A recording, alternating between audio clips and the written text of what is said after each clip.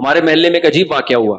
ایک صاحب کی ڈیتھ ہوئی, قبر میں نا لمبے تھے وہ, تو ان کی جب قبر تیار ہوئی ہے تو گورکن نے کہا یار یہ ایک بندے کو بلایا, ہٹا کٹا فٹ فاٹ بالکل. اچھا وہ بندہ کیا کرتا تھا, ہمارے امام صاحب جمعے میں دعا مانگ رہے ہوتے تھے, وہ اٹھ کے چلا جاتا تھا, کہہ رہے کوئی نہیں بولنے والی ہے, ایسا نا تھوڑا سا ریکارڈ بھی لگاتا تھا امام صاحب کا, ایسے ہی تو مانگتے رہتے ہیں مولوی لوگ. نماز پڑھنے آتا تھا لیکن اس طرح کی باتیں کرتا تھا. ایک دن کیا ہوا جی, کسی کا انتقال ہو گیا تو غور کرنے کا ناپنا ہے, بالکل آپ کے سائز کا آدمی تھا, اگر آپ لیٹ جائیں قبر میں. انہوں نے کہا ٹھیک ہے میں لیٹ کے دیکھتا ہوں. لیٹے, بالکل جی صحیح ہے سائز نا, اٹھ گئے, ٹھیک ہے جی دفنا دو. اللہ کی قدرت, جن کو دفنانا تھا نا ان کے گاؤں سے فون آ گیا, ہم نے یہاں نہیں دفنانا, گاؤں بھیج دو. اور ان کو ہارٹ اٹیک ہو گیا اسی دن. اس کی وجہ سے نہیں, خوف کی وجہ سے نہیں, ویسے ہی اسی قبر میں اگلے دن ان کو دفنایا ہے. اب بتاؤ کوئی سوچ سکتا ہے کہ یار جس قبر کو ناپنے کے لیے میں لیٹ رہا ہوں کل رات میری اسی قبر میں گزرے گی؟ کوئی تصور ہو سکتا ہے؟ ایسی بے ثباتی, ایسی بے وفا دنیا ہے, بلکہ ایسی دنیا ہے لیکنھا خلۃ قد سیت من دمھا فجع وولع واخلاف وتبدیل. حضرت کعب بن زہیر کہتے ہیں یہ دنیا ایسی چیز ہے, اس کی گھٹی میں بے وفائی اور جھوٹ گھول کے پلا دیا گیا ہے. یہ دکھاتی کچھ ہے, حقیقت کچھ اور ہے.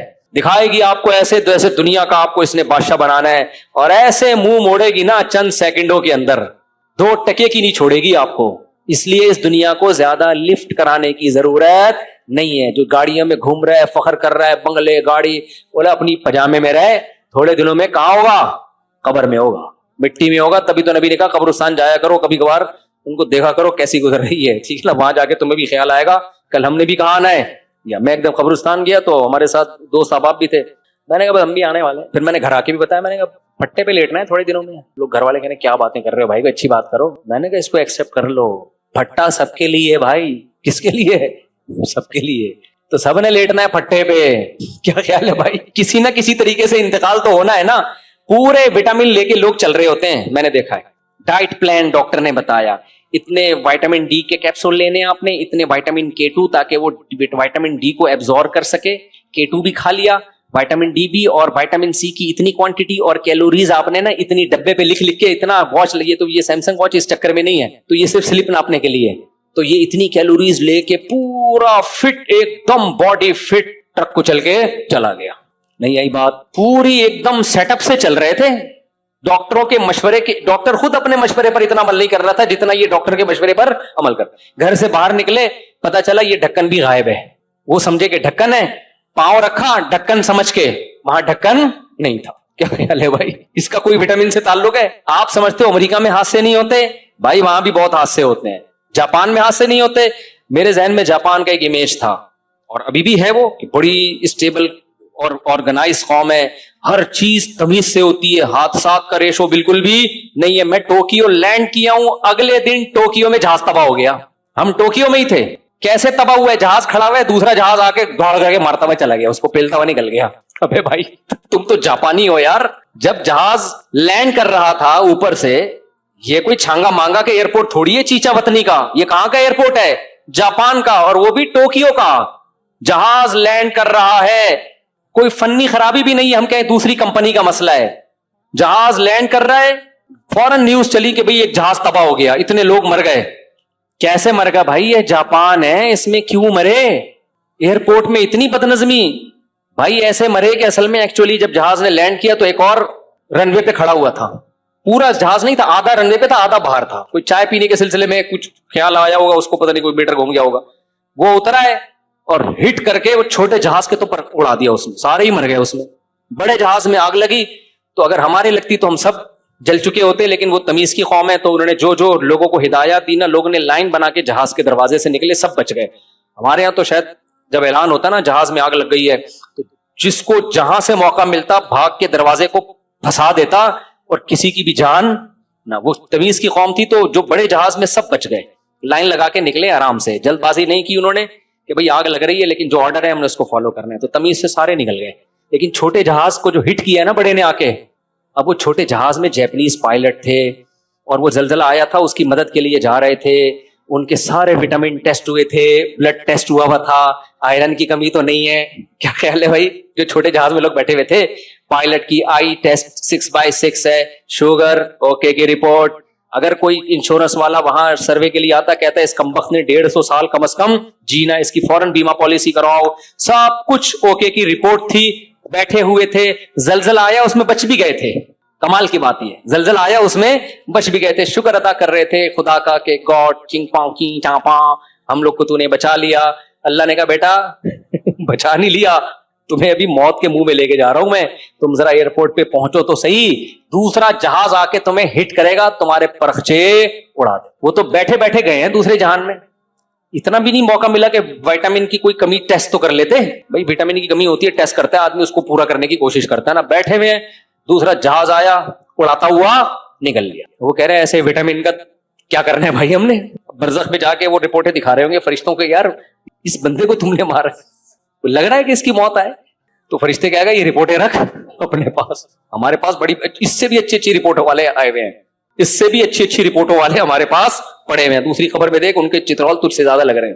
تو رپورٹیں لے گئی ایک طرف, اور جو بغیر رپورٹوں کے ہوتے ہیں بعض دفعہ وہ 90 سال جی رہے ہوتے ہیں. میں اپنے نانا کی اکثر مثال دیتا ہوں, 40 سال ہم نے ان کو شوگر میں دیکھا, یعنی ہماری پیدائش سے پہلے کہ وہ شوگر میں چلے آ رہے تھے, آج دنیا سے گئے, آج گئے, ایسے ایسے بیمار, 99 سال نکال لیے انہوں نے. صحیح ہے نا, جو ان کی عیادت کے لیے جایا کرتے تھے نا وہ نکل گئے. ہمارے محلے میں ایک اور صاحب ہے, نام نہیں لوں گا, میں جب 2006 میں یہاں آیا نا, اس وقت میں نے دیکھا ان کو راشا ہے اور کانپتے ہیں اور دل کی بیماریاں, پانی ذرا سی کمی ہو ایک دم بے ہوش ہونے لگتے.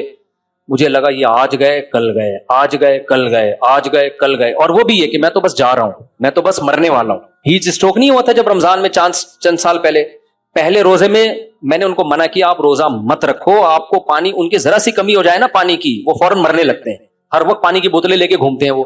میں نے کہا مت رکھو روزہ, مرو گے بھائی تو حرام ہے, میں مفتی ہو کے تمہیں فتوا دے رہا ہوں. نہیں, شوق ہے. روزے میں گر گئے, گھسیٹتے ہوئے پانی کے پاس لے کر گئے, ان کو کرالنگ کراتے ہوئے, منہ میں پانی ڈالا پھر اٹھ کے بیٹھ گئے. تبلیغی اجتماع میں گئے, وہاں الٹے ہو گئے نا, پانی نہیں مل رہا وہ اجتماع کے اندر, یا تو تم پانی تو ساتھ رکھو, وہ تھا ختم ہو گیا. میں نے کہا گئے مر گئے بس, انا للہ. اتنے جنازے وہ دفنا چکے ہیں نا جو ان کی تعزیت کے لیے آتے تھے, عیادت کے لیے آتے تھے. ہر تھوڑے دن میں بندہ آیا ہوا ہوتا تھا, طارق بھائی نام ہے, نام لینے میں کوئی حرج نہیں ہے, طارق بھائی بس میں تو دعا کرتا ہوں اللہ آپ کو زندگی دے.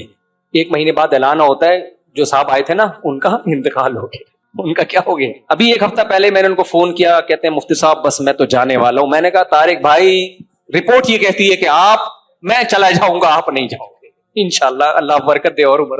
میں نے کہا بہت آپ نے لوگوں کے ساتھ مذاق کیا ہے, یہ مذاق مزید آپ بھی دیکھو گے نا, آپ بولو کہ یہ بندہ کل تک زندہ نہیں رہے گا, لیکن یار اللہ تعالیٰ کھینچتے ہیں تو کھینچتے چلے جاتے ہیں. اور ادھر جاپانی ساری رپورٹیں کلیئر, جہاز آیا اڑاتا ہوا نکل گیا. دیکھو میں نے کل رات کھانا کھایا تھا, اب تک نہیں کھایا.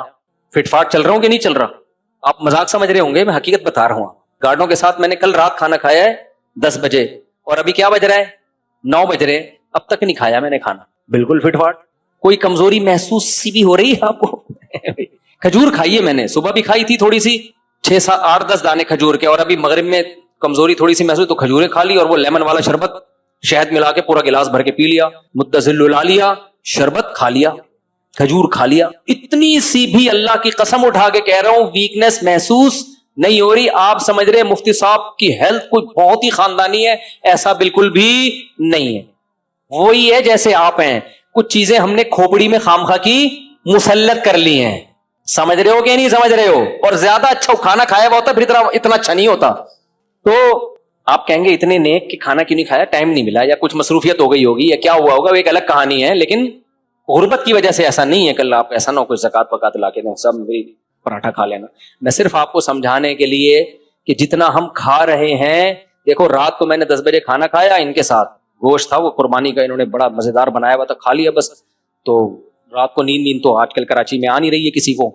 تو فجر کے بعد مجھے جامع ترشید جانا تھا, تھوڑی دیر میں سویا ہوں تو ناشتے کا موقع نہیں ملا, میں جامع چلا گیا, وہاں بچوں کو پڑھاتا رہا, پھر واپس آیا تو موقع نہیں ملا, سونے کے لیے لیٹا تو خاتون آ گئی ٹھک ٹھک ٹھک ٹھک, ٹھیک ہے نا. تو پھر اب اس وقت مجھے محسوس ہوا کہ کچھ کھا لینا چاہیے. میں نے کہا کھایا تو بیان نہیں ہوگا, ٹون ہو جاؤں گا. تو میں نے کیا کیا, لیمن ڈال کے پانی میں اور شہد ملا کے چند کھجوروں کے ساتھ کھا لیا, متصل آ لیا, ایسی انرجی آ گئی.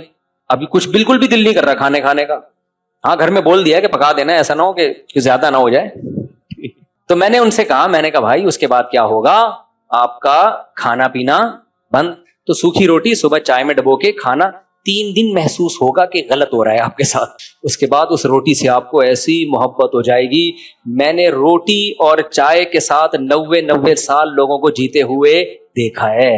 بلوچستان میں گیا ہوں, ایسے لوگ 90 سال عمر ہے, کھاتے کیا ہیں بھائی؟ غربت ہے سائیں, کھانے کو کچھ نہیں ہے. کیا کھاتے ہو؟ روٹی پانی, کبھی بکری کا دودھ مل گیا تو مل گیا. 80 90 سال. غریبوں کے لیے اللہ نے پیکیج ہی الگ رکھا ہوا ہے. یہ امیروں کے ہیں کہ وٹامن سی اور وٹامن فلانا اور آئرن اور ڈمکانا, یہ ہے ضرور, ڈاکٹروں کی میں نفی نہیں کر رہا. یہ ان لوگ کے لیے جن کی جیب میں کیا ہے؟ پیسے. جن کے پاس پیسے نہیں ہے, سارے وٹامن اللہ نے روٹی میں ڈال دیے. اکثر واقعہ سناتا ہوں نا اپنے شیخ مفتی رشید احمد صاحب کا. ہمارے حضرت نے بہت عرصہ غربت میں وقت گزارا ہے. مدرسے کی تھوڑی سی تنخواہ تھی, لیکن جیتے ایسے تھے سر اٹھا کے جیسے سب سے بڑے سیٹھ ہی گئی ہوں. حضرت کی اہلیہ کی طبیعت خراب ہوئی, حضرت ڈاکٹر کے پاس لے گئے. ڈاکٹر نے کہا ان کو پھل کھلائیں, ان کے لیے پھل کیا ہیں بہت ضروری. حضرت فرماتے ہیں میرے پاس تو پھلوں کے پیسے ہی نہیں تھے. تو میں نے دل میں سوچا کہ بھائی ڈاکٹر نے اپنے علم کے مطابق بالکل درست بات کی ہے, لیکن اللہ کی قدرت سب سے بڑی ہے. اگر میری بیوی کو پھلوں کی واقعی ضرورت ہوتی تو اللہ مجھے پھلوں کے پیسے دیتا. جب نہیں دیے اس کا مطلب ضرورت نہیں ہے. ڈاکٹر کی نفی نہیں کر رہے, وہ اپنے علم کے حساب سے بات کر رہے ہیں. توکل الگ چیز ہے بھائی, ڈاکٹری الگ چیز ہے. ہاں پیسے ہیں تو پھر یہ حدیثیں نہیں سناؤ. آج کل بہت کنجوسی دکھا رہے ہیں, بیوی کو نہ تربوز کھلا رہے ہیں نہ خربوزہ کھلا رہے ہیں. جب وہ کہے کہ دیکھو حضرت مفتی رشید احمد صاحب رحمہ اللہ تعالیٰ کی اہلیہ پھل کے بغیر جی لی تھی, تو حضرت کے پاس جب پیسہ آیا تو پھر سب کچھ کھلایا. تو غلط توکل کا استعمال مت کرو. حضرت کی تو تنخواہ بہت کم تھی, مدرسوں میں کمی تنخواہ ہوتی ہے, اللہ ہدایت ہے ہم سب مدرسے والوں کو. تو حضرت نے کہا کہ بھائی گنجائش نہیں ہوگی. حضرت کا انتقال ہو گیا اور حضرت کی اہلیہ ابھی 90 سال میں جا کے انتقال ہوا ان کا. سمجھ رہے ہو کب انتقال ہوا؟ 90 سال. تو میں نے ان کو سمجھا رہا تھا, اتنا لمبا تو ان کو نہیں سمجھایا میں نے, تو آپ کو زیادہ سمجھا دیا میں نے, حالانکہ آپ کی تو فیکٹری بھی نہیں ہے, لیکن کیا کریں. تو وہ واقعہ سنا رہا تھا. وہ ایک صاحب اسی مسجد میں بالکل ایسے سفید کرتا شلوار ٹخنوں سے بالکل سنت کے مطابق آدھی پنڈلی تک اور ایسے نیٹ کلین. اچھا میرا ان کے ساتھ ایک ہفتے سے ٹاکرا ہو رہا تھا. مجھے لگ رہا تھا کہ یہ بندہ کوئی ایسا لگ رہا ہے کہ لطیفہ سناؤ ہنسی نہیں آتی جس کمبخت کو, اس کا مطلب وہ ٹینشن میں ہے نا. کیا خیال ہے بھائی؟ تو مجھے لگا کہ یہ ٹینشن ہے اس کو. تو میں نے ان سے ایک دن کہا, خود مجھے کہنے لگے مفتی صاحب آپ سے ایک بات کرنا چاہتا ہوں. بہت پرانا قصہ ہو گیا, اس کو نہیں پتا چلے گا کہ اس کی بات ہو رہی ہے. یہ سارے ایکسپائر قصے میں سنا رہا ہوتا ہوں, 10 سال پرانے, جو بڈھے ہو چکے ہوں گے یا ان کی حافظہ, ویسے بھی اتنی ٹینشن میں حافظہ 10 سال پرانا قصہ یاد نہیں رکھتا. مجھے کہنے لگے مفتی صاحب میں بہت ٹینشن میں ہوں. میں نے کہا تجھے کیا ٹینشن ہو گئی ہے؟ سمجھ رہے ہو, کہا نہیں لیکن دل چاہ رہا تھا کہ ابے تیری فیکٹریاں چل رہی ہیں, تیرے پاس گاڑی دیکھ تو اتنی بڑی, غصہ تو آئے گا نا. تیرا گھر میں کوئی جھگڑا نہیں ہے, بیوی بچے خوش. میں نے کہا کیا مسئلہ ہو گیا بھائی صاحب؟ کہنے لگے کہ یار مجھے ہر وقت ایک خوف رہتا ہے, میری اتنی بڑی فیکٹری ہے, نقصان نہ ہو جائے. کیا نہ ہو جائے؟ کیونکہ واقعات تو ہوتے ہیں, کھرب پتی لوگ روڈ پہ آ جاتے ہیں, ہم نے خود اپنی زندگی میں دیکھی. تو کہہ رہا مجھے بھی ڈر ہے کہ اگر یہ سب ختم ہو گیا تیرا کیا ہوگا کالیا. سمجھ رہے, انہوں نے تو نہیں کہا, میں کہہ رہا ہوں میرا کیا بنے گا. تو میں نے ان سے کہا, میں نے کہا دیکھو آپ دیندار ہو ہی نہیں, آپ دیندار.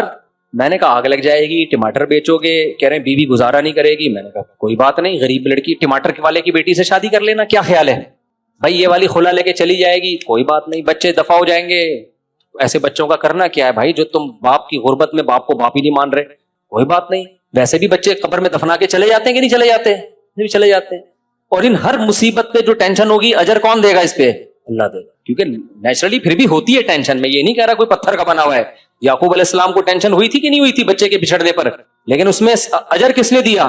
اللہ نے. اس پہ صبر کرنے میں آپ کو ایک موٹیویشن ملے گی. بھائی اجر کون دے رہا ہے؟ اللہ صبر کرنے والوں کے ساتھ ہوتا ہے, جزا فضا کرنے والوں کے ساتھ نہیں ہوتا, ناشکرے لوگوں کے ساتھ نہیں ہوتا. اور میں نے کہا جب ٹماٹر بیچو گے تو پھر بھی ٹینشن ختم نہیں ہوگی. پھر بھی ٹینشن اس صورت میں ختم ہوگی کہ جب بیوی بھاگ گئی, بچے بھی مارکیٹ سے شارٹ ہو گئے, اب آپ کسی ٹماٹر والی کا رشتہ تلاش کر رہے ہو. پھر جب کوئی آپ کے پاس آئے نا اور کہ کیسی گزر رہی ہے, تو اگر آپ نے کہا نا بڑے برے حالات ہیں, تو اس کا مطلب آپ نہ فیکٹری میں خوش نہ ٹماٹر. پھر آپ نے بولنا ہے اللہ کا دیا میرے پاس بہت کچھ, ریڑی لگ رہی ہے, صبح روٹی کھانے کو مل جاتی ہے, بھوک میں شام کو بھی مل جاتی ہے, اللہ کا شکر ہے, سر چھپانے کی جگہ ہے, ایمان محفوظ ہے, کوئی جسم کو بڑی بیماری نہیں ہے. حدیث کا مفہوم ہے جس کے جسم میں کوئی بڑی تکلیف دہ بیماری نہیں ہے, 2 وقت کا کھانا مل رہا ہے, سر چھپانے کی جگہ ہے, ایسے ہے جیسے اللہ نے پوری دنیا کی دولت سمیٹ کے اس کے قدموں میں رکھ دی. نہیں ہے بات. تو جس کی یہ سوچ ہوگی وہ فیکٹری میں بھی خوش ہوگا. جس کی یہ سوچ نہیں ہے وہ میرے بھائی, جس کی یہ سوچ ہے وہ ٹماٹر بیچ کے بھی خوش ہوگا. جس کی یہ تھنکنگ نہیں ہے وہ اربوں خربوں روپے کما کے بھی خوش نہیں ہوگا, ٹینشن میں ہی رہے گا. اور صرف رہے گا نہیں, دے گا بھی ٹینشن.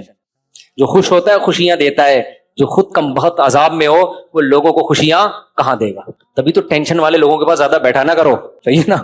وہ کیا کر رہے ہوتے ہیں, ہر وقت منفی باتیں کرتے ہیں, ملک کے خلاف منفی باتیں, سیاست دانوں کے خلاف. ٹھیک ہے ہم بھی سیاست دانوں کے خلاف باتیں کرتے ہیں, ایک لمٹ میں رکھو.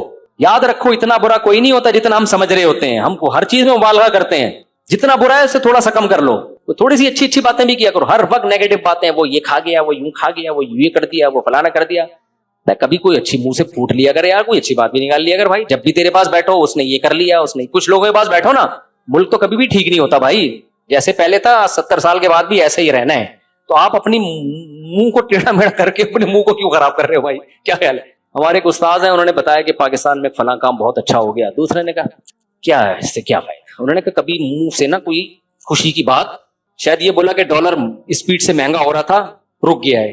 ایک اچھی خبر ہے نا, ایک دم بھاگا جا رہا تھا نا, رک گیا, تھوڑا سا خوش ہو رہا ہے یار, چلو کوئی تو اچھا کام ہوا نا. لیکن منہ پہ جو برے ہو رہے ہیں وہ مجھے آپ سے زیادہ پتہ ہے. آپ یہ نہ سمجھو کہ آپ کو پتہ ہی نہیں مفتی صاحب, ہمیں پتہ ہے کیا کیا الٹا الٹا, آپ سے شاید زیادہ پتہ ہے. لیکن میں یہاں بیٹھ کے ڈسکس کروں گا تو وہ ٹھیک نہیں ہوگا.